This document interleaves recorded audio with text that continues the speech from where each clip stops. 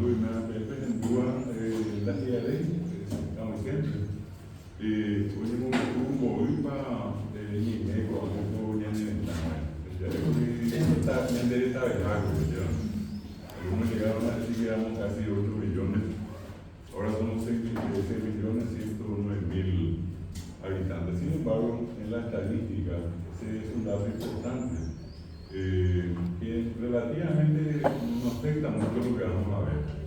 Ñande examen, vemos que está ahora está tapizada, desarrollando en Purú, a ver un papel, que toma esa igual de y Curia lleva Guaraní, Guayaí, Temoicó, de Purú, Iguazú, Ambaronía, ambas es que ya está algo que sacando a Piseca. Nosotros tenemos una lengua guaraní bastante presente en un tiempo que normalmente ya no tendría que estar, por las circunstancias que vivió. El Pictereí, Pantibaí, o hacerlo guaraní, ayer vemos que ella fue cobeja, ella tiene eco en Osán, que tiene una vida bastante resistente. ¿Por qué? Es lo que vamos a tratar de explicarles. Porque ustedes como profesionales que ya son, porque acá hay docentes y aquellos que se están formando, siempre van a requerir de herramientas para convencer a la gente por qué. Cuando ellos saben que ya no es baquete, viene a buscar, baquete a hablar de Mungaru, tratar de que hagamos Estados Unidos en Nieta. Ese tipo de cosas son las que vamos a tratar acá de ir mostrándoles a ustedes. Quiero partir entonces de esto. Este es un dato que se dio a conocer en plena pandemia. Estamos hablando de 2 años atrás. Y el resultado de una encuesta integrada a hogares, donde hay un dato importante de entrada, a veces ya y población de 5 y más años, lo que probablemente va a hacer que aumente el número de guaraní hablantes, partiendo de la base que hay niños de menos de 5 años que en la casa habla guaraní. Agora mi po algo mi casua mi abuelo guarando, mi abuelo para cubrir. Y entonces, fíjense ustedes, guaraní, solamente guaraní 38,5%. Es que tú sabes que termina para jugar 40%, casi la mitad de Paraguay. Y el porciento que nos vive el 50% allá. 40% si quieren ser declaró monolingüe guaraní. Y con la guaraní mañana. Hay que tú como camonca, y ya sabes, mi grupo castellano, me pega, guaraní.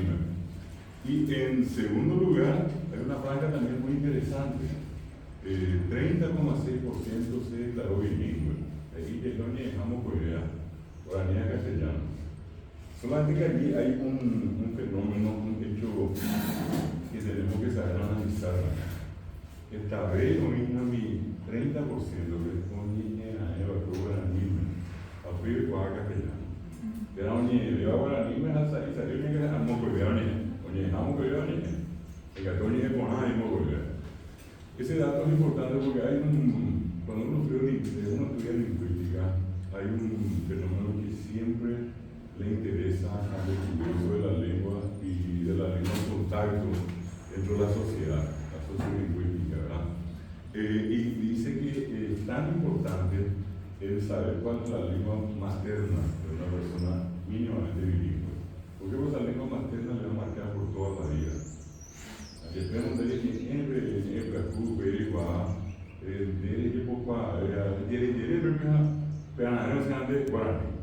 en nuestro caso.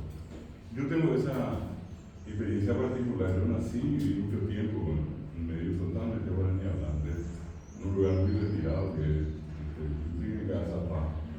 Y acá mi señora, ella Sabina, vivió en la Cacuajá, llegó a Anima. Porque prácticamente teniendo 5 o 6 años, ella vino a hacer Asunción, la misma cosa. Y esos 5 años hablamos solamente guaraní. Apenas mañana que como de algo de nosotros tenemos una particularidad. Cuando estamos normalmente recorriendo, yo no niego a nadie. Hasta pegando con lo que castellano es. Pero las dos lenguas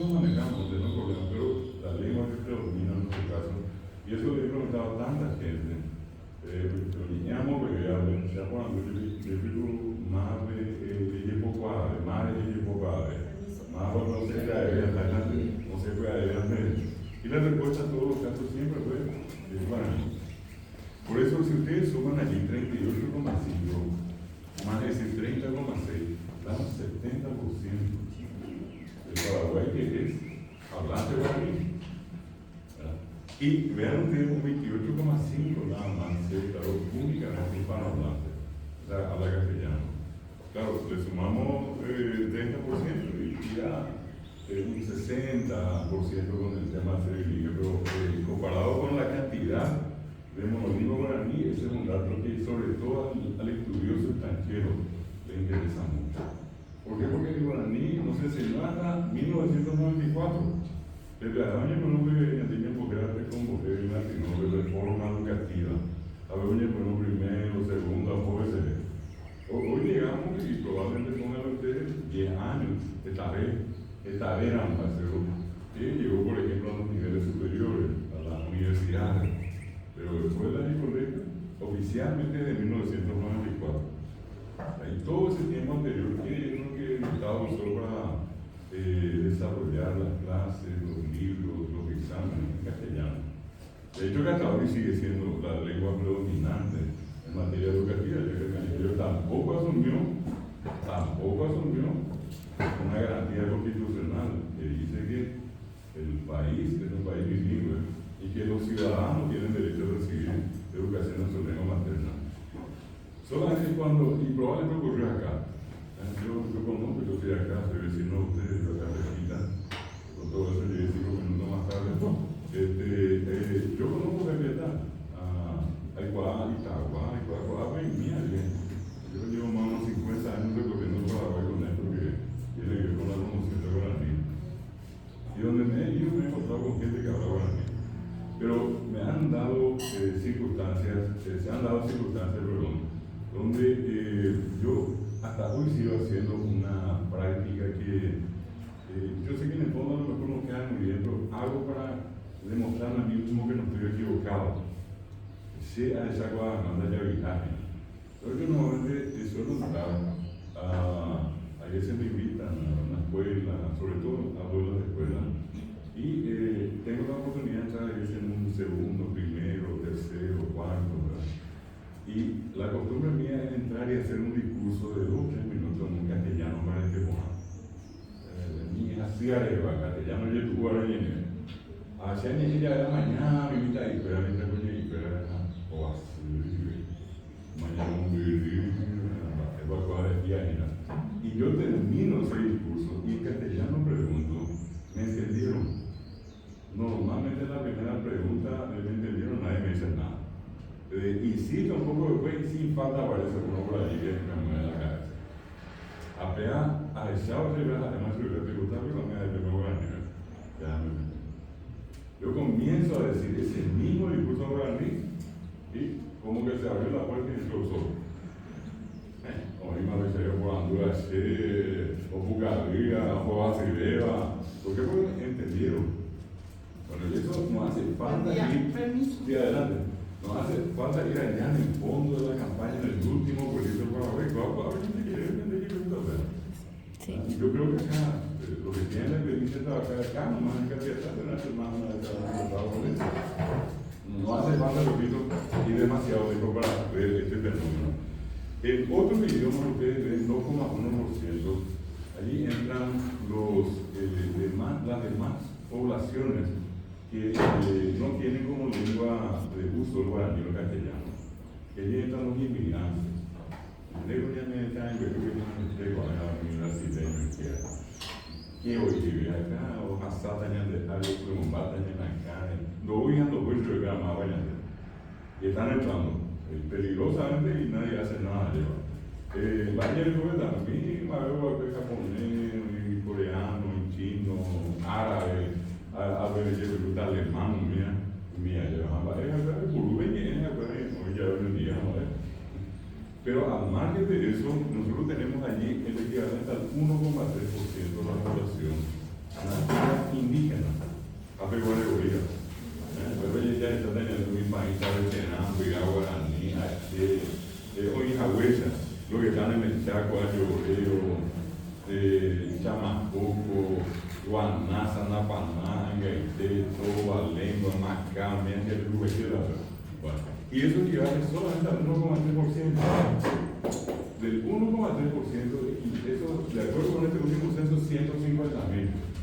La sospecha anterior era 120.000. Ahora, perdón, 250. Si ustedes toman la mitad de 150, serían 35, y tómenle 10.000 más. 85.000 de los 150.000 indígenas hablan guaraní. Somos guaraní hablando. Guaraní, guaraní medoísna, y luego están las lenguas menos habladas. A ver, Viñanelli, Ruta, Medio, Llorero, Chamacoco, esa ima.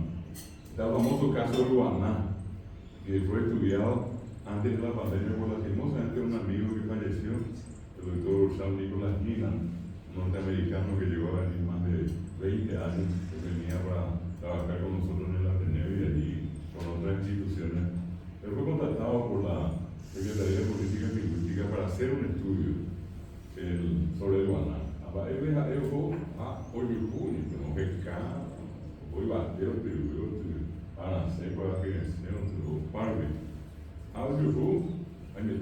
350 últimas personas. 350 últimas personas. A mí a veces en Río Péramo, yo ya veo Irundi, Cuña, Guaná.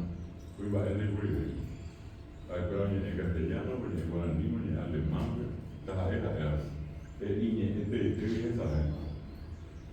el drama es que Gillan en un momento dijo, bueno, yo conseguí rescatar el Guaná dado por 4 mujeres, pero ya no encontré a ningún Guaná varón que hable Guaná. Y el problema es que el Guaná es parecido al guaraní. ¿Por qué? Porque tiene palabras que usa solamente la mujer, solamente el varón. Ella será cuñada, yo ocupé con ñani entre. Esos son los casos críticos de lenguas que existen en el nombre de una etnia, pero que parecen estar desaparecidas. Entonces, este es un primer dato que quiero que tomen en consideración. ¿Por qué? Porque acá también hay un discurso bastante peligroso. En la educación, fíjense ustedes, es perversa también. Están batiendo con mí, no hay guanambayo ni nada. Los libros que hablan de los indígenas en tiempos pretéritos. Ayer vea el libro para ver a mí me llenan como o gobierno. A ver, empecé con algo, yo creo que estamos, o sea, hay para el cuidado, o igual Bueno, una vez me tocó hacer una charla con un grupo de estudiantes allí cerca de la justicia electoral. Y cuando yo le digo a los niños, porque les hice leer un texto, y al leer el texto yo le pregunté en el primer párrafo, ¿qué hay en este párrafo que no está bien? Muñeca, no es mi madre. Había muñeca, muñeca, hay palabras. Como nadie me dijo nada, yo digo, ¿qué tiempo están los dedos? Y todo me dijo, entonces yo le pregunto que los indígenas todos ya murieron. Y sale muy de ahí, hasta ahora me acuerdo de él. No, acá aquí en el Perú del Chaco todo el día están pidiendo plata. Yo conozco allá frente en Palma, allí están. Pero entonces no murieron de Dios. Y no murieron porque acá hay que murieron. Entonces, ¿qué quedamos? No, acá sí comienza. Y cuando yo les planteé a ellos encontrar una solución, le hice formar grupo y sale la famosa historia, vamos a pedir al ministro, vamos a pedir al presidente, a mandarle nota a los diarios, vamos a hacer. Hasta que apareció un taller revolucionario, recontra revolucionario, que me movió la estantería como decía a mí inclusive, ya. Y él sale diciendo, no se agüiten los ojos, porque le ponen la idea. Y le digo, ¿de qué se trata? ¿Y por qué no borramos nomás acá donde dicen nacieron, y nacen, y acá donde se alimentaron, donde se alimentan? Lo vamos a borrar, vamos a rayar el libro, y no importa los ojos, y que pongan la cara. Y cuando yo puse a consideración del curso, ustedes no me que estoy no me levantaron la mano. Y algo seguido conseguyeron a borrar todos los tiempos pretéritos y ponerlos presentes. Hermosa lección de vida, pero solamente allí. Una gran parte de la sociedad sigue haciendo lo mismo. Yo, cuando periodista me encuentro allí, que corrijo siempre. Y siempre viene esta gracia porque yo no me di cuenta. Y todos sin darnos cuenta decimos, no vivieron, no se alimentaban, no recorrieron, que han de hoy, ¿sabes? Antes de dejar a pegar, ni a ni me lo vieron. Es algo que tenemos que tener cuidado, ellos están todavía. El día que muera la última, vamos a decir, ya no están, pero mientras tanto están, ¿verdad? Acá les voy a mostrar justamente sobre eso, a ver un poco si podéis salir un rato y les voy a mostrar. Este es un mapa, uno de los mapas más antiguos, o sea, el primero en realidad, que fue hecho por una de las mujeres más destacadas que alguna vez vivió en territorio paraguayo, sin ser paraguaya, ¿sí? La doctora Branislava Susni.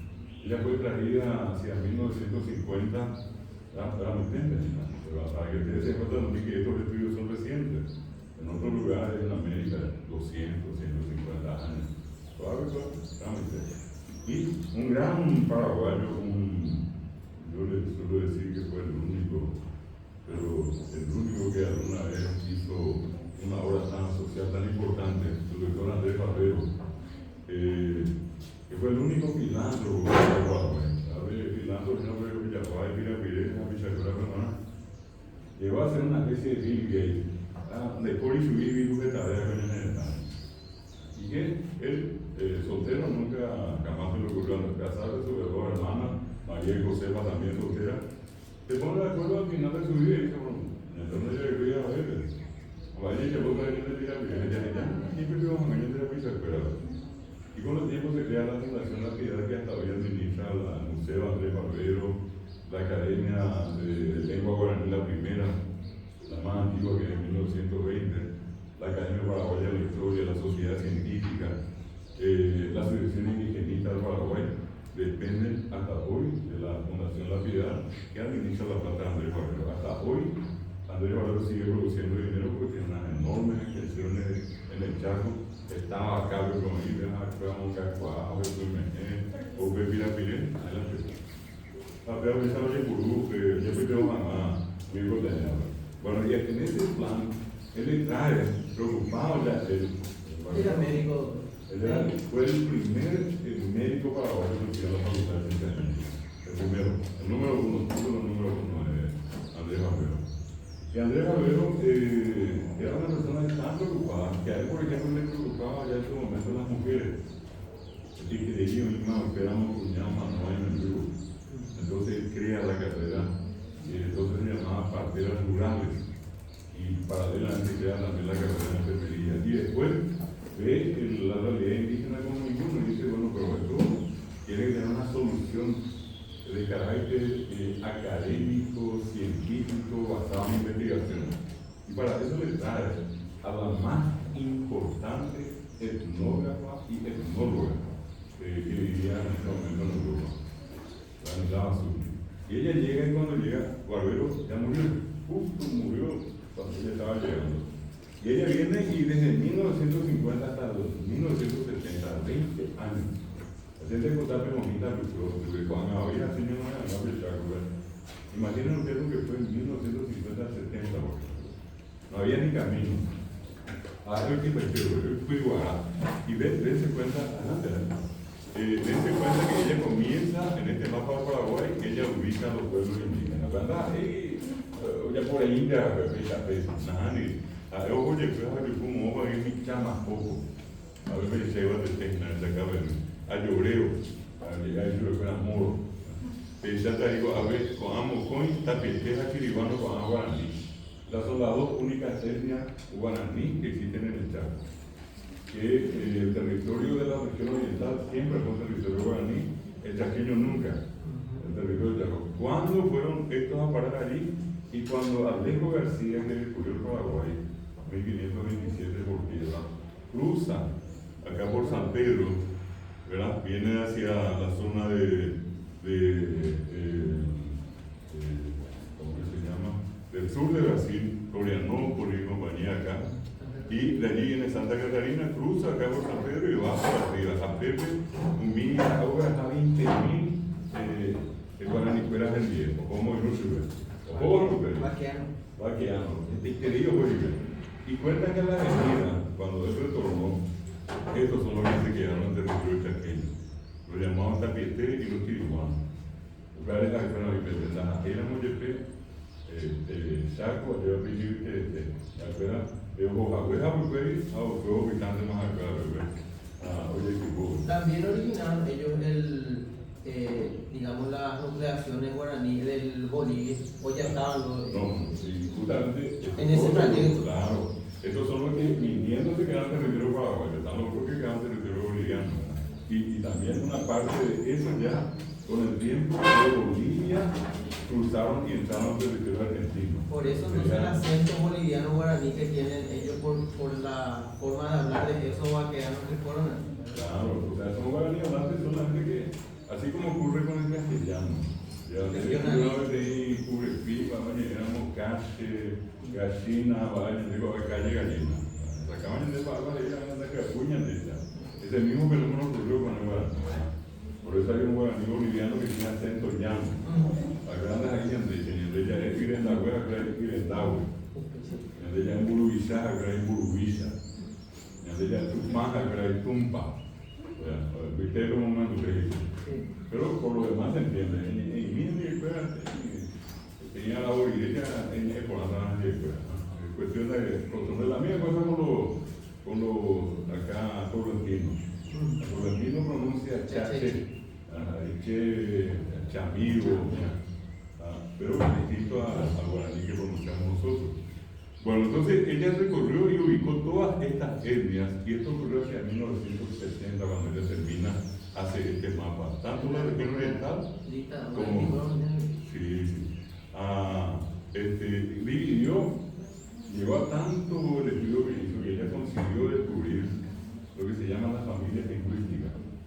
En Oyojeguaba, y Catú, Oyoaba y Mí, así como dije recién, yo puedo hablar un castellano o un español, en realidad el idioma es castellano, ¿verdad? Pero ya por una cuestión de nacionalidad, hoy es español. Y ese idioma tiene sus variaciones regionales que comúnmente se le llama dialectos. ¿Verdad? Las variedades dialectales son las distintas formas que una lengua asume en distintas regiones. Bueno, sí. Ella vino a estudiar acá en idioma para que pueda hacerse. Ella vino base cero. Base cero. Y ella comenzó a recorrer y comenzó a aprender, porque tuvo tanta, no suerte en realidad, porque Barbero le fue encargado a unos cuantos conocidos, y ya eran vaqueranos, el Coama, Omiamo, el Guye y Supe, a Evoyo Meca.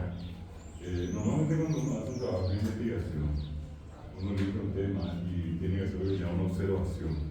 Escena de mañana, y yo como ven, va le decían ahí con la de mañana, va a ir con mí, va a estar ahí con mi vida, pero que saben de ellos, que tenemos que bajar, que yo iré y tal, y que te abre que guapa, vamos a guapa, abre guardia, y mamá, y ella que hacía, se vinculaba con esa gente. Ella tomó una práctica muy interesante. Yo llegué a trabajar un buen tiempo, muy de cerca con ella. Yo fui por años funcionario del Instituto Andrés Barbero en la parte de planificación y estábamos a una cuadra. Entonces, si pudiera yo mostrarle lo que era la restauración, uno miraba y no daba ni 5 horas por ella. Cada tenía una coroba. A eso le costaba mucho a ella a irse movilizarse. Vivió toda la vida sola. Y ella entonces tenía la costumbre de traerle por seguramente una semana antes o con volver. En el mucho de Bogotá, ni va a Cleo, mi amiga. Va a ver, pues, a ver, una gente que espera acá. Le traía 4 o 5 veces, una semana, 2 semanas, y en el día fuera. Ella le daba todo el trato que ellos se merecían de acuerdo a como ellos estaban acostumbrados. A mañana real que estos amaisas, oímos a mí si fuera. Cuando ella iba, ya tenía su conocido. Apenas hiciste de uno. Ella iba mucho de esos lugares 3 meses, 4 meses, 6 meses. Ahora me van a oír, ¿no? Ojo, yo cuenta. Iba a carreta, iba a caballo, iba sobre burro, como sea, pero ojo, ahorita muy. Y se ganó una fama por eso. Branislava Susni. A ver, vamos a hacer ahí, me da ese baño. Yo veo. Branislava, oye, eso es Branca Susni. La voy a antes de ella, ella no, una hermana de yo ya iba a traer a la misma persona a la que cariñosamente le decían Branca, y ella en realidad su nombre completo Branislava Susni. Bueno, apenas, oye, poco tiempo, En Cuba pensamos 17 etnias. Si vamos a hablar en términos así bien claros, son 17 naciones. Y quiero decir 17 repúblicas. Acuérdate que Cuba se afuera. Tienen sus autoridades, tienen su religión. Ese también puede ser muchas veces un punto de referencia muy importante. En Lego sabe antes de lo que creían de Llevo y Afuera, y esa es una cuestión bastante peligrosa. Ellos tienen su propia identidad. Han sido muchísimos los que se han acercado a los pueblos indígenas para evangelizarles, para esto. Saben que ya no se espera. Y lastimosamente tampoco se merecen eso, ¿verdad? El respeto a la identidad religiosa, a la identidad social de ellos es fundamental, ¿verdad? Yo cuando a veces la gente me dice, bueno, acá vamos a rezar Padre Nuestro Guaraní, vamos a rezar Ave María Guaraní, perfecto. Son traducciones, pero los indígenas normalmente no hablan y no entienden lo que es la tradición cristiana. Acuérdate de gente ave, también Baeña, teníamos Peruel y acá de Baeña. Bueno, entonces este es un primer mapa. Este mapa se actualizó hace poco tiempo y se actualizó acá. Solamente en Jubea. Y acá ya, por ejemplo, van a encontrar ustedes que los antiguos tapeteros se llamaban guaraní andera. El nombre original de esto era guaraño. Guaraño, pero guaraño es persona. Añan de cuando usted ve, como dije, tañan de la pizarra aquí va, tañan de tabariguara. Abajo veo coño muy trovitar tabariguara. Guara es guara, persona. Anda, éramos guara y catuguaya. Aprendo a ver Guayaquil llevo, aprendo a ir Guayana, Guayana ya tiene Guayá, ese persona, Aná, ese ya no es pariente, familiar, Guayana. A Guayaquil dice extraño, Guayana ella sabrá bien boquígena, la madre de la verdad, y Guayana se me ve, Catugue, no, no se viene a Aná, cuando se ve boquígena, Guayaquil quiere decir extraño. Y ese es el nombre que le pusieron, fíjense acá en la parte del mapa, acá están los H. Espera, este H, mi quiere de guante, vamos a volver a su guayana. Acuérdate que ustedes acá H, andar y H, H, se va a ver que van a venir a la cachilla, se va a ver H. Y estos H son más bajos de estatura, tienen la piel más amarilla y los ojos más girados. Por eso los país que están arriba, los muirá que están acá y los abaguaraní que están a la costa del Paraná nunca se consideraban hermanos. Ahora es mi Guayaquil, mi la niña de Iguala, la niña de Benigüe, y que es extraño, personas extrañas, pero muy asiático parece, ¿no? Ellos tienen, en realidad, se cree uno de los grandes estudiosos de la cultura indígena en la tierra del murió, el ingeniero Vicente Victilli, decía en realidad que ellos eran descendientes de los famosos vikingos. Él tuvo toda una teoría, nunca jamás, nadie tampoco le dio mucha pelota a él, pero tenía su teoría desarrollada en varias obras de él, que son muy interesantes. El porte en sí no es solamente el asiático, ¿verdad? Por los rasgos estirados, sino que ocurre en varias zonas todavía del norte de Europa, no es solamente el patrimonio exclusivo oriental, ¿verdad? Bueno, entonces, este es un mapa nuevo y acá, por ejemplo, van a encontrar ustedes a los guaraní occidentales, que es lo que ustedes vieron hace rato como Guasurango, que era el nombre de esto, Guaraní y Guasurango. Abe con Año Boyapoma. Hoy tenemos nosotros, según los estudios más recientes, 20 etnias. En realidad lo que se dividieron son los chamacocos. Allí entraron los políticos, entraron los religiosos, ya pues dicen, ya me se recuerda, que ellos terminaron peleándose y se atomizaron. En vez de chamacoco, ya tenemos Misil, Tomajaco, Luistoso y chamacoco, obviamente. Entonces allí se dividió y aparecieron 3 etnias más, que en realidad son una misma, pero ya políticamente hoy son 3 etnias. A ellos les conviene que se les reconozca porque también tienen una participación política en el India y en otras partes, ya como etnia, ya no dependen de los chamacocos. Es como tradicionalmente ocurrió también. Ustedes no van a olvidar acá nuestro famoso caso en Capiatá, al punto que la municipalidad tuvo que armar una sede propia acá en Ruta 1. Allá, a mí la Ruta 2, un tiempo que va a contar como años ya. Y se hizo toda una campaña para que todo esto que era Ruta 1 sea un distrito aparte. Bueno, en el caso de ellos, eso funcionó porque ellos finalmente se dividieron. Y se creó allí 3 etnias más. En total, como le digo, hoy, de acuerdo a los inocentes, son 150.000. Déjame ir con la fecha a Villa Economía. ¿Qué es lo que vamos a ver también acá? Un dato interesante, esto que dice acá. Existen comunidades indígenas en todo el país, salvo hoy, Guananí, Polidema, Cordillera, Paraguarí, Misiones, Añas y Cucuras. O Pama están de vez en cuando, con mi amigo se puede hacer hay más de Twitter, o de que saca mi hay más de más de Peruano. Yo le escueve a esperar ya tiempo, o ponte esa pegada, pero ponemos a mamba. Pero en estos otros departamentos sí. Y vamos a ver, por ejemplo, que hay departamentos, son los que más comunidades indígenas tienen. Canindeyú, 106 comunidades. Caguazú, 59. Y en el Chaco, Presidente Valle 50 y Boquerón 46. Gana por lejos la región oriental con Canindeyú, que tiene 106 etnias, prácticamente todas guaraní. Están los Abá guaraní y están los Muya guaraní sobre todo.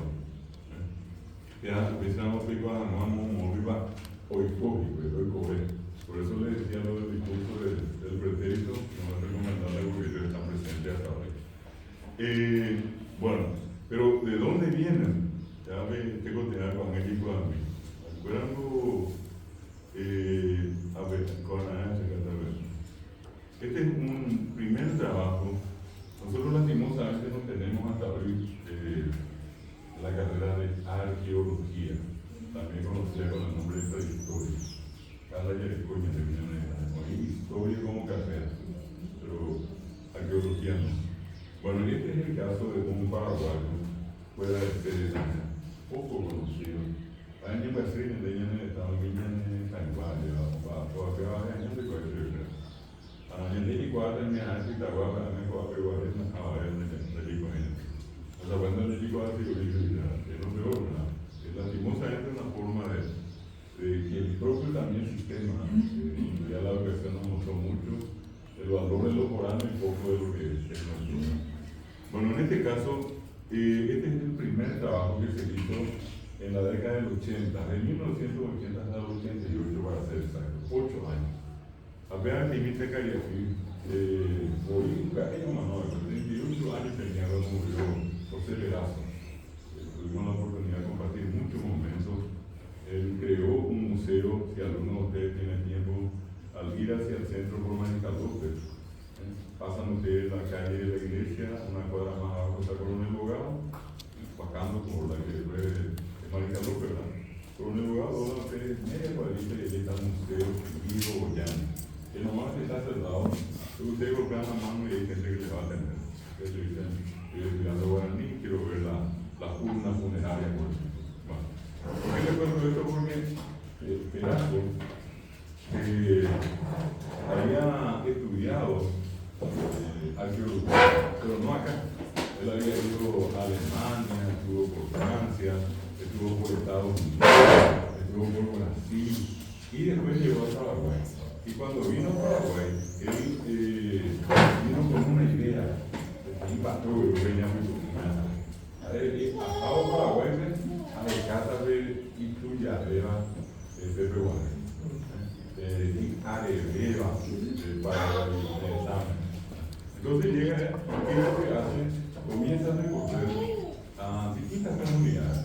Los partidos que se llaman Valle, o rápidamente, que yo estaba en el campo de Oaxaca, que después de la visa acá en los pueblos míos, tienen mina. Al final pasaron casi un año y nadie se acercó hasta que definitivamente estaba por dejar y apareció un grupo de gente que era vecino acá de un pueblo que se llama Caballero, que está acá en Paraguay. Antes que van a Paraguay, Escobar, Tamboquí, Caballero. Ah, famoso Emiliano Maldonado Caballero, pueblo siempre famoso.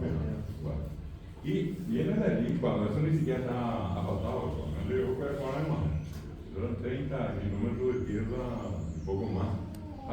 O hoy ven en Abre, Uni Einstein, la madre de Perazo, era directora del Centro Cultural Paraguayo Americano, ella se llamaba Emma Perazo. Y llega junto a ella le pone en contacto con José, y entonces él decide ir con él al día siguiente. Lo que está aquí, que voy a abrir la braja. Ahí os vamos a ir al caballero. Para los que alguna vez van por allí y quieren ponerle ojo a esto que les estoy contando, al entrar al pueblo de Caballero yendo acá, hay un enorme arroyo que se está enseñando Cucucú. Con izquierda de Caballero, a la izquierda de que mío debe tener asfaltado. El que mío debe tener asfaltado la pea o quiere que y seguir, el arroyo oye ahí, hace una curva. Bueno, al punto que cuando uno entra por el río, uno cruza a través del arroyo. Y allí en ese cruce del arroyo, la propiedad que está a la derecha, el lugar donde se encontraron estas urnas. Y lastimosamente el puente que estaba allí cuando vinieron estos vecinos se había caído. Ahora yo voy a venir a pasar carretas a miarme. Apenas cabe y que tu dejar ver a pasar. Pero pasado a ver hoyo acá. Cuando mira ella, mi cambuchillo baja. Ahora mi cambuchillo baja, ya pecó. Ya pecó la urna funeraria. A ver cuando y te deja que orilla te. A mano la cosa le deja pensar, mano a ver con hambre. Ni época había época de nieve. Mi único paraguayo, mira, me andé llamando. Pero lo que mantuvo o lo que mantuvieron la tradición, hasta hoy siguen encerrándose en estas cosas. Bueno, lo que sí que llegaron allí, él quedó impresionado. Él dijo, bueno, ojalá que cada año esté bien, porque fueron varias urnas, hacía flor de piel de la tierra ya vio una partida. Entonces, bien, está él, tomó fotos, reveló después, ya puede tener partidaria, tener con Jaime Petero, y él comienza a tratar de interesar a las autoridades nacionales y bueno, nadie le dio pelota. Probablemente y nunca olvido que una vez me contó, me dijo, ¿sabes que me fui a un museo y allí me dijeron, ¿y por qué yo tenía que preocuparme de los muertos? Yo también tenía que preocuparme de los vivos, hasta eso me dijeron, me decía. Bueno, lo que sí que, como no tuvo éxito acá, él comenzó a escribir, mandar cartas a su vez profesores, a su vez compañeros en la universidad donde estudió. Y una de ellas fue a Río de Janeiro, y allí estaba en ese momento una de las, que hasta hoy vive increíblemente, ya casi tiene 100 años, que está todavía viva, una arqueóloga llamada Luciana Pallestrini. Y Pallestrini estaba dando clases acá en Río de Janeiro, que ya es italiana de origen. Punto recibe un premio en ese momento, que era un premio que le daba a la universidad más grande de Europa, que es la Universidad de París, por los trabajos de arqueología que ella hizo en Italia. Que era un majeo y el premio era plata, dinero. Había un majeo justo, yo pensé que pedazo ahora acá de me voy a Paraguay. Ella vino para mirar y al final se fue 8 años después. Quedó impactada, gastó toda su plata acá, el Estado paraguayo nos puso un miserable guaraní y el resultado es este.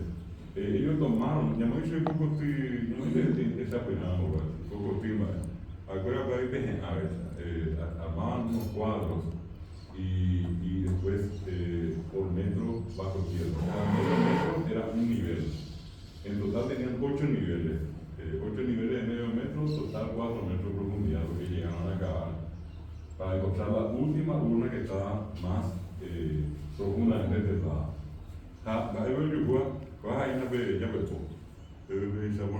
Y fíjense lo delicado. Una cosa que me llama la atención a muchos de los que estudian estos temas es que los guaraníes siempre tuvieron un desarrollo cultural muy avanzado. Porque en cualquier lugar del mundo, antiguamente y hasta ahora, África, Asia, muere una persona y tira su cuerpo a la intemperie, pues como vos, acá ellos, con el tiempo que le iban a contar, tenían ya la costumbre de enterrar en urnas que tienen un borde ornamentado, lo hacen de igual. Pero es muy tangado para esa hueá. Pero todas las figuras geométricas, rayas, círculos, lo que quieran. Hasta hoy, todo lo que encontraron estas urnas compararon y ninguna se parece. La confirmación de muchos de que estos son como códigos de barra que ya ellos usaban. Imagínense, ya ellos tenían una noción de lo que tenía que ser un código de barra porque sabían que no tenía que parecerse un borde a otro. Era como una marca que le daban a cada uno. Bueno, concretamente ellos aquí, ¿qué es lo que hacen? Acá ven ustedes esto que digamos, esta es la marca, esto se llama un medio metro. Esto está mostrando aquí, y cada medio metro ellos iban encontrando, y cada parte era nivel 1, sector A, nivel 1, sector B, nivel 1, sector C, etc. Até un pouquinho, eu tenho o sábio comigo. Até ahora acá y vean este también, o Francia, o Estados Unidos, Brasil, a ver los años, para descubrir la antigüedad, se usó una técnica que todos se la habrán escuchado, que era el carbono 14. La tabla periódica de los elementos, el carbono tiene varias valencias, la valencia 14 es la que es más resistente, según todos los estudios alcanza hasta 60.000 años. O sea, permite datar, es decir, poder estudiar la edad de los fósiles hasta 60.000 años, siguiendo esta técnica. Entonces se estudia y ¿qué encuentran? Que estos que estaban más en la ras del suelo tenían 990 años de antigüedad. O sea, 10 años más que 1000. Y 1000 años, yo compré 484 años. Todavía no alcanzamos 500. O sea que el doble y un poco más, ya había gente que estaba enterrando a sus muertos en caballeros. Pero lo notable es que después iban más abajo y allí es cuando se encuentra que el más antiguo de los entierros tiene 3.620 años. 3.620 años. Esto está documentado. Hay un libro que ustedes pueden buscar, pueden conseguir, se llama El hombre del caballero, el hombre de Cucucú, Luciana Pellegrini, José Peraza, Ana María Castillo. Son los tres responsables de la publicación. Todito está la ficha técnica, cómo se hizo, cuándo se hizo, cómo se hicieron los estudios. 3.600 años. Yo les invito a que allí resten ustedes 500 años de descubrimiento de América. En Villa de 3.120 años. Colón no se volvió a algo de una Villa Triana. Porque Manuel Año tiene más reina. Pero yo solo soy más drástico. Digo, ¿por qué no respetamos los 2.000 años de Cristo? Y ahora tenemos 1.600 años de Cristo. Acá había gente viviendo en Caballero, acá 60 kilómetros nosotros. En línea recta 60 kilómetros acá. Y esta gente tenía ya la costumbre de enterrar a sus muertos, desarrollaban una vida, tenían sus construcciones, preparaban sus alimentos, todo un sistema. ¿Verdad? Era una sociedad como cualquiera otra de su tiempo. La pregunta es: ¿en qué libro de historia está? En ninguno. Ninguno de ustedes me puede decir, mando a la mano, lo operaron. Nadie me puede decir esto acá porque nadie jamás estudió esto. Hasta ahora no está. Hace años que nosotros contamos esto y nadie le viene. Entonces, este dato es importante. Yo quiero también ponerle como una referencia interesante para los que siguen o estudian estas cuestiones históricas. Ustedes saben que en 1600 años antes de Cristo, en el famoso Valle de los Muertos en Egipto, comenzaban a construirse las pirámides. Eso no lo digo yo, lo dice la ciencia, estamos libros. Y ahora, 1600 años antes de Cristo, acá en Paraguay, caballero, los indígenas enterraban en urnas a sus muertos. Cosa notable, pero repito, eso también me lleva siempre a decirle a todo el mundo: nadie puede querer lo que no conoce. Ninguno de ustedes puede decir que los padres algo, qué interesante, ¿por qué no contaron esto? ¿Verdad? Entonces, obviamente, tampoco ustedes son culpables, ¿verdad? Hay un sistema que no pasó la información. Pero si esto ya es mucho, fíjense ustedes en este otro dato. Esto que está acá, esta es una urna con una imagen más nítida. Esta que ven ustedes acá se ve el borde, ya déjenme fijar a ver. En toditas las urnas, no hay una sola donde no tenga este borde ornamentado. Recuerden que un manove tenía, un manove de realizar un masculino. comprimen el cuerpo. Una posición que está lugar en HT, el terapeuta de la ley de cristal de Peixamón. Y viene allí el alfarero, a lo que puede haber recoja una haya de sábado por y en base a eso él prepara la urna, tarda y de 36 horas. A Pepe se acuerda como vivió mamá. A ver, coño, ambas él y a esa noche ni acá iba a todo pipi, le fecha el vivo que allá.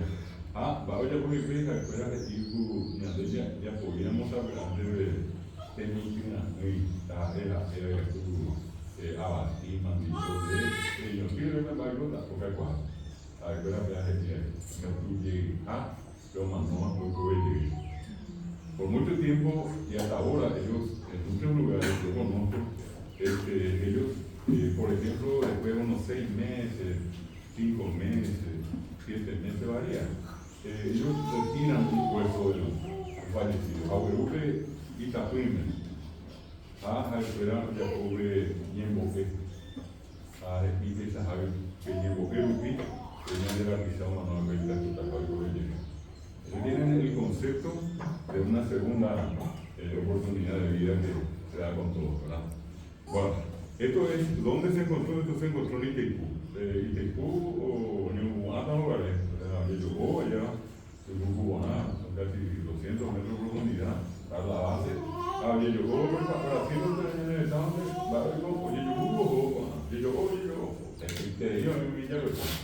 esto está en el Museo de la Tierra Guaraní.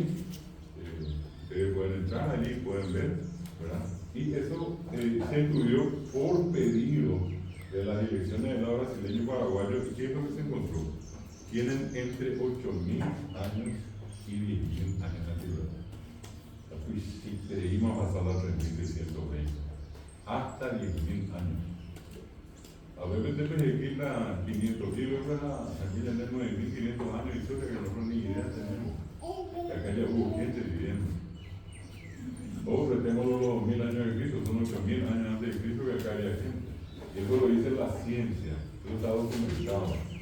Eso no le dicen que a lo mejor o probablemente, eso es ciencia. Bueno, entonces tampoco está en ningún libro, obviamente no está en ningún libro, ¿no? Y este otro dato que le dije en el 80 al 88 fue el resultado del hombre de caballero. Esto que dije que se dio a conocer entre el 93 y 1994. Este fue el segundo trabajo hecho con resultado conocido. Y el tercero es esto que le voy a mostrar solamente esta imagen. Esto es piedra y tiene lo que se llama las inscripciones rúnicas.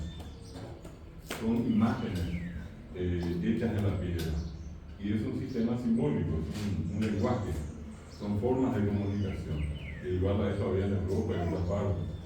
Así que cuando acá llegó un grupo que vino de España, un grupo multidisciplinario, Pachaguá, antropólogos, etnólogos, sociólogos, arqueólogos, ólogos y un paiterio y esto era de una universidad, de un museo de la Universidad de Altamira de España. Y una de las cosas que me llamó la atención, al punto que ellos recortaron una parte, más o menos de 2 metros por 1,5 metros de piedra, recortaron con una sierra especial y llevaron para un mejor estudio a España.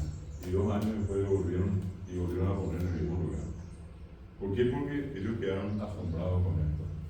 El tema es que en la misma zona se hicieron estudios parecido al otro que les mostré, y se encontraron urnas funerarias donde la más recientemente enterrada tiene 5.400 años y la más antigua en el lugar tiene hasta 12.000 años. Y estos datos son del año 2009. Ustedes ponen en internet José Lacheras, se escribe L-A-S-H-E-R-A-S, Lacheras. Y ponen ustedes Paraguay, ponen Guaraní, ponen Amambay, van a encontrar todo el resumen del trabajo de investigación que el grupo de Altamira hizo acá.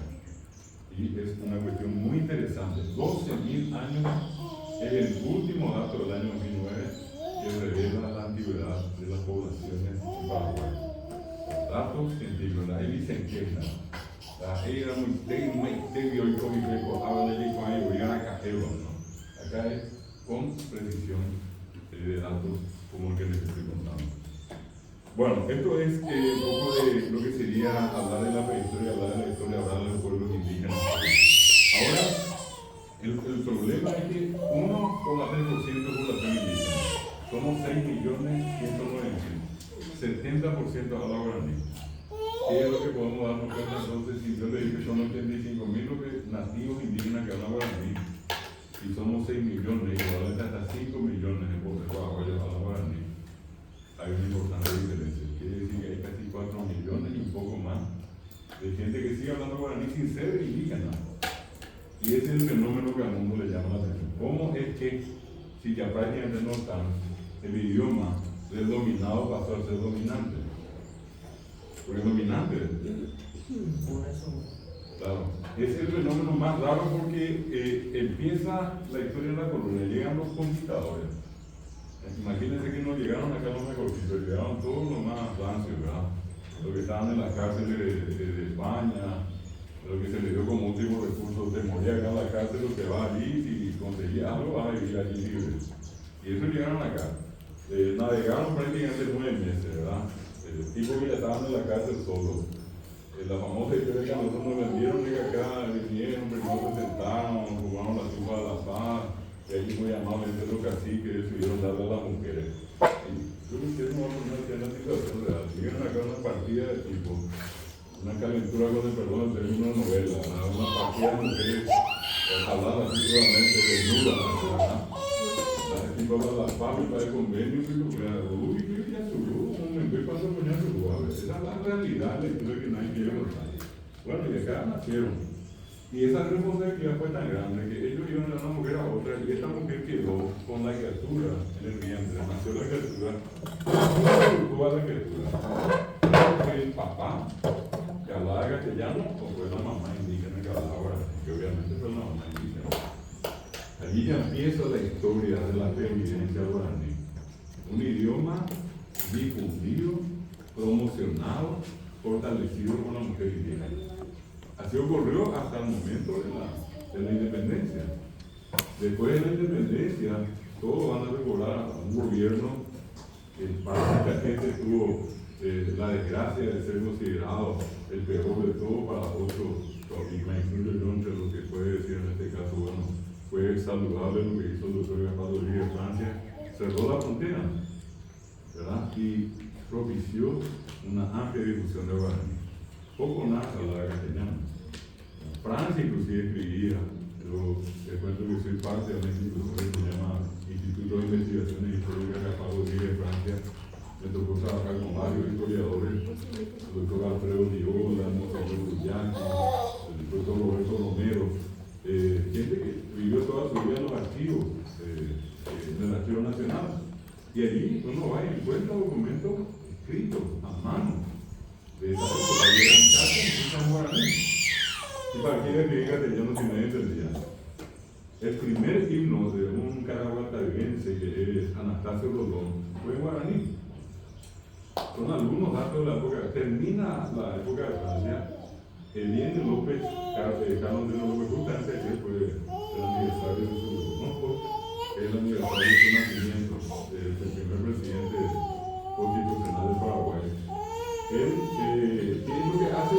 Entra al gobierno, y estando en el gobierno, ¿qué hace? Comienza a traer algunos técnicos, y con eso también abre más la presencia del castellano. De los datos históricos, por ejemplo, se sabe que hubo 32 publicaciones en la imprenta que tenía cuando hizo el gobierno, 30 estaban en castellano y 2 estaban en latín. Ninguna publicación ya guaraní. En la época de Carlos Antonio López, el cambio de apellido guaraní por apellidos occidentales, españoles sobre todo, ¿verdad? Allí se hicieron los grandes cambios. Quedaron algunos, claro que quedaron. Acá en San Lorenzo muy común, en Yamandú todavía. Acá cerca del nuestro de Pirayú, Espíritu, que es el nombre correcto del lugar. Espíritu, ¿verdad? Es la zona de los Pirí, así como está Espíritu, es el Pirí, el vegetal abundante, ¿verdad? En la zona. Bueno, entonces, ¿qué es lo que pasó allí? Cuando se da ese fenómeno, en tiempo de Carlos Antonio López viene después Francisco, y con Francisco empieza la guerra. Y antes de empezar la guerra, aparece uno de los representantes de la Triple Alianza, que fue el presidente argentino Bartolomé Mitre. Y eso está registrado, tampoco es ninguna invención. Él decía, si queremos destruir a Paraguay, primero debemos eliminar a Guaraní. Tajano, que Yucatán a Guaraní. Y que comienza, ya ni un baje Paraguay. Empieza la guerra. La guerra, ustedes saben que tuvo una primera parte del territorio argentino, ¿verdad? Ya después, cuando cruza el Paraná, entra acá. ¿Y qué hace cuando entra al territorio Paraguay? Al poco tiempo, López llama en el campamento de Paso Tucú, allí en Bucú, a los entendidos en guaraní. Y uno de ellos es el primer poeta paraguayo, que es natalicio de María Talavera. Y junto con él, un gran sanlorenzano que a muchos de ustedes ya le conocen, porque van a hacer muchos trámites, está la supervisión, Luis Camino. Luis Camino fue un combatiente de la guerra del 70, un rabioso guaraní hablante, fanático del guaraní. Ahí no me entrega, ya conviene ser tenía seguete. Ahora seguete y por ya me se llamado de Miñaneamiento. Y como consecuencia de ese seguete, que después se publica el Cabichulí, el Casilla de la Madre, el Centinela y la Estrella, los 4 periódicos de Quintera. Cabichulí está totalmente guaraní. Bojapuy en Baco y Arias de Yemoní, Oyoguaja, Angaca y Yaguaja Popí. Pedro II, el Cají, Bartolomé, Yaguaja, Venancio Flores, Popí, la Triple Alianza Guaja. Cají, Yaguaja, Popí, de natalicio de María Talavera.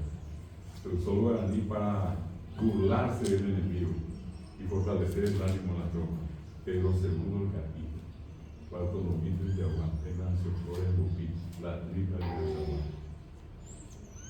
¿Qué pasó? Termina la guerra y cuando terminó la guerra, 7 días después, el ejército de ocupación emite una resolución y entre otras cosas prohíbe el uso del guaraní en las escuelas.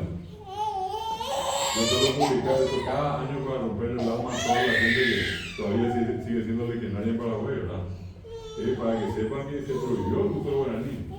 Pero antes de eso, en la guerra, ¿qué idioma hablaban los soldados? Y hablamos guaraní.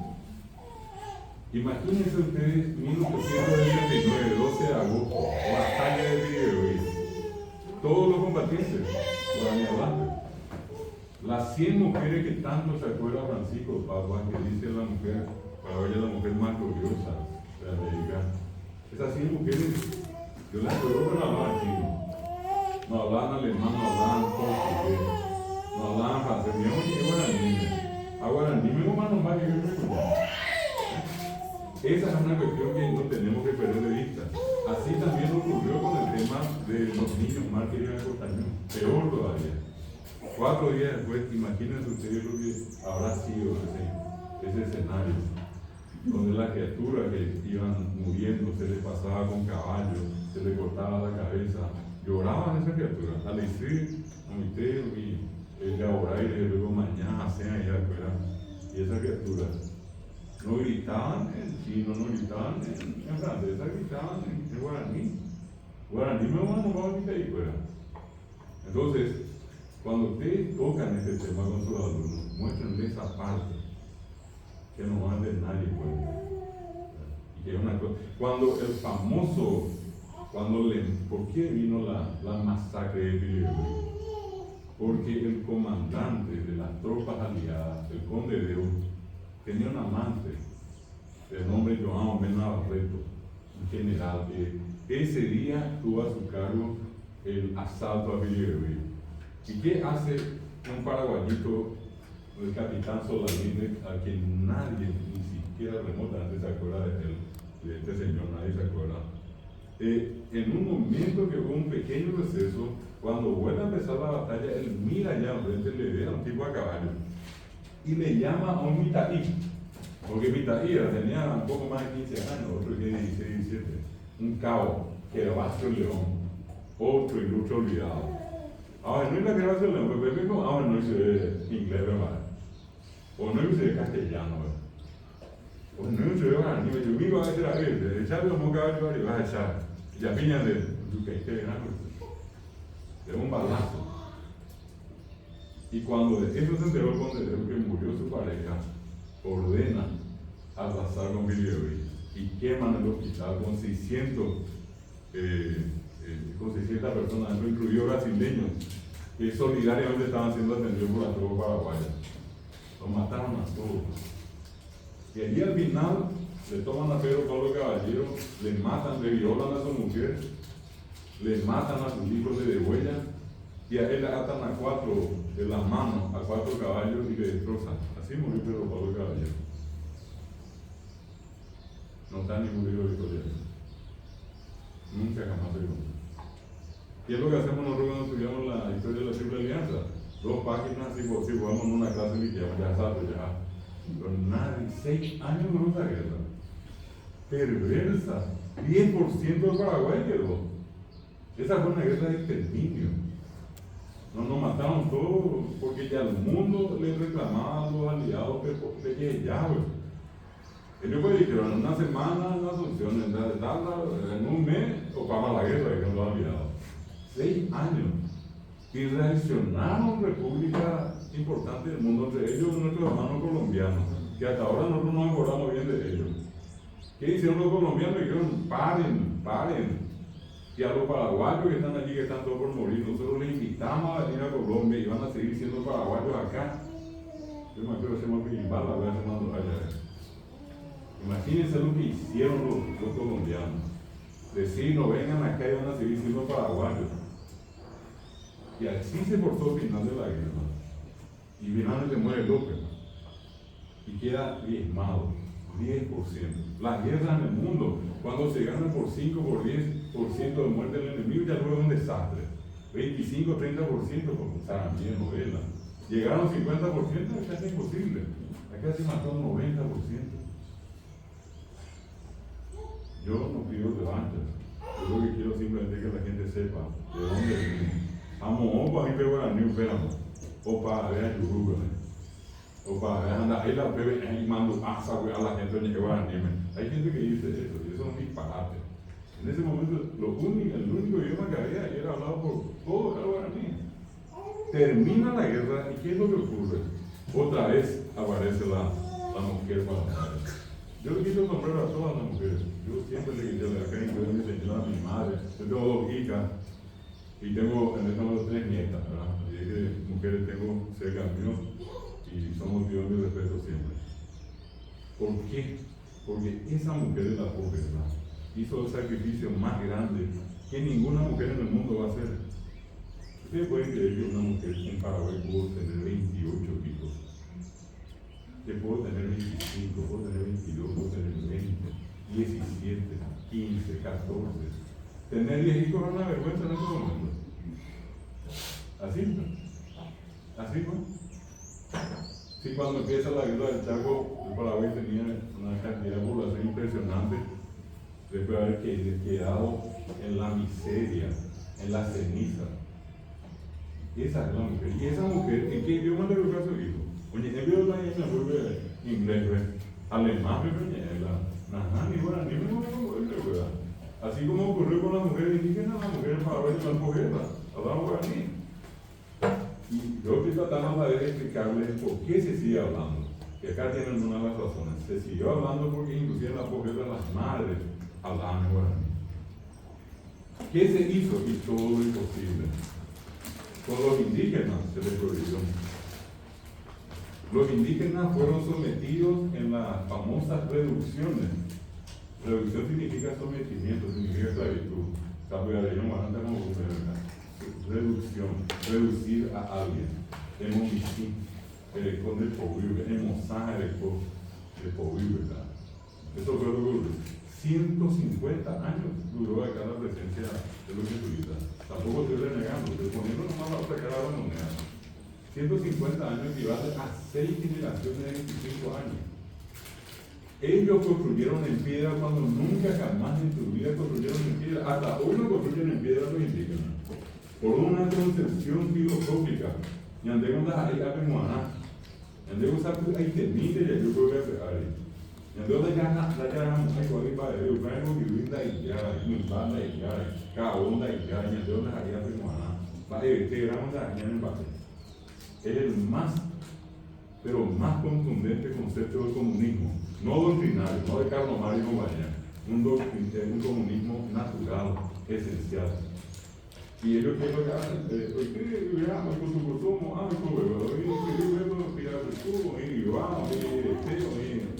o cabrón. Nunca fueron carnívoros, se hicieron carnívoros últimamente, no se olviden que la vaca, el caballo, y eso vinieron después del descubrimiento de América.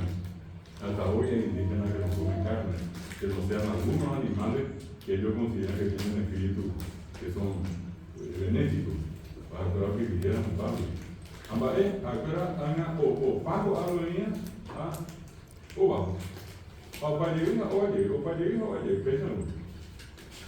Y ni siquiera pueden tocar la tierra porque todo está donde tiene que estar. Entonces va a haber o goma. Y a ellos se obligaron a construir en piedra. Cuando construyeron y estuvieron allí 150 años, ¿no les parece a ustedes que iba a ser interesante decir, por el grupo que está en el voy a cacoar, está bien, la cosa de historia, manda, de la casa, con el tatá, bebé, o a ver que tú estás de hasta con a 150 años después, ¿qué fue lo que hicieron los indígenas? Volvieron al monte. Volvieron al monte. Y todas estas reducciones se convirtieron en ruinas. Y les invito, amablemente, a que busquen en el diccionario qué significa la palabra ruina. Ruina es todo lo que se cayó, todo lo que se derrumbó. Eso es lo que quedó. Los indígenas volvieron al mundo, porque ellos son Gaúba. Su esencia. Y aquí siguieron hablando guaraní y siguieron viviendo guaraní. Si cuando vinieron acá los conquistadores intentaron catequizar, no pudieron. Se les obligó a hacerlo guaraní. Aprendieron los conquistadores guaraní, tuvieron que aprender. Si ellos eran los conquistadores, al final fueron conquistados.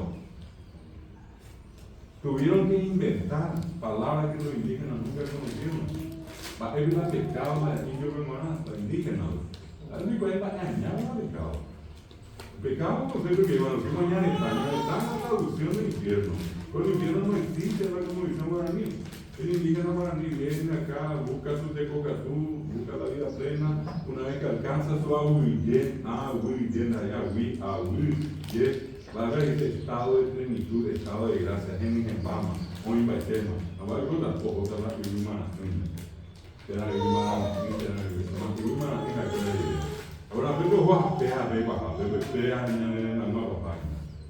entonces, con ese criterio, ellos nunca jamás conocieron el infierno. Entonces, la cristiana romana era pecado, de ella había pecado. De hecho, era pecado, de cual va dañado. Entonces, ¿qué tuvieron que hacer? Buscaron algo que les pueda impresionar. ¿Y qué es lo sagrado que tienen los indígenas? El alma. Si ustedes leen el primer capítulo de Agura Pisada de León Cadona, dice que nosotros somos almas, palabras, almas. No somos cuerpos, somos almas, que nos incorporamos a un cuerpo.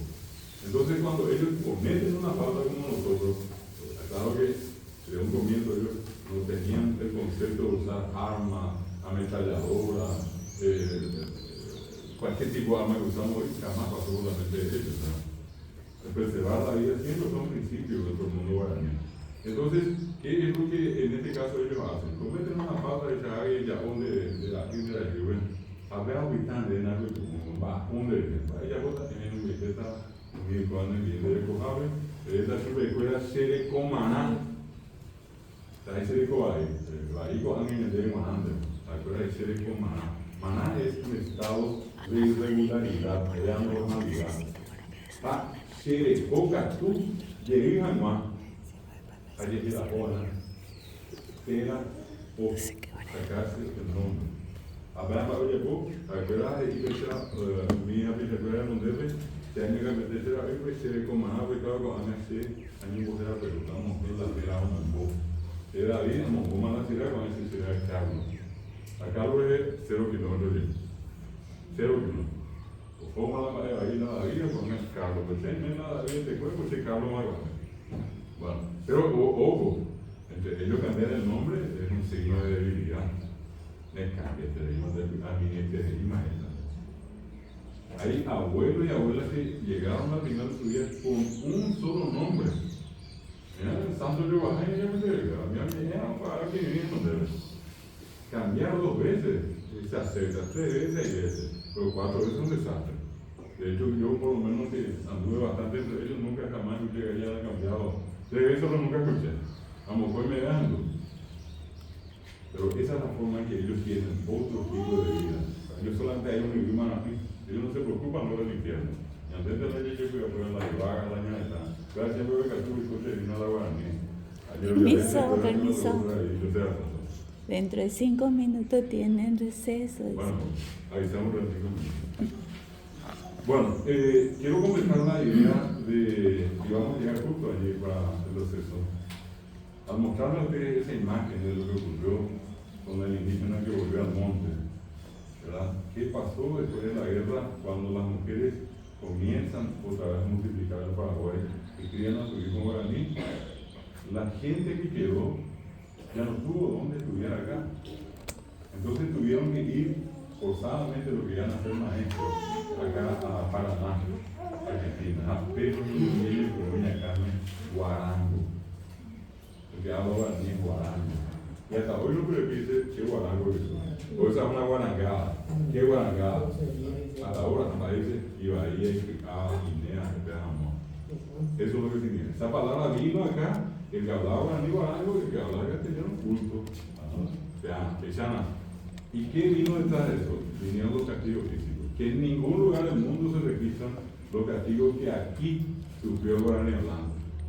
La baña en Betúa, nada, el año en acá me decía un amigo hasta no hace mucho, claro, él decía, vamos, me hablo de ir, hablando y me dice, vamos, campesino, guarango, otra cosa, la ñezuna, yo quiero esa guasutari, titupico y ari, tapita ari, ¿verdad? ¿Cuánta agua?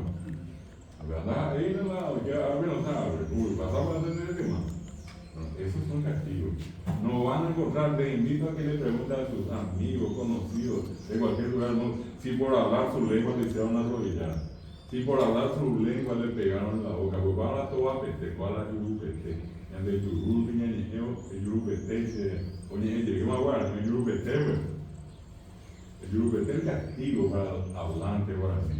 A la mejor en la escuela por la prueba, que no voy a hablar más guaraní, no voy a hablar más guaraní, no voy a hablar más.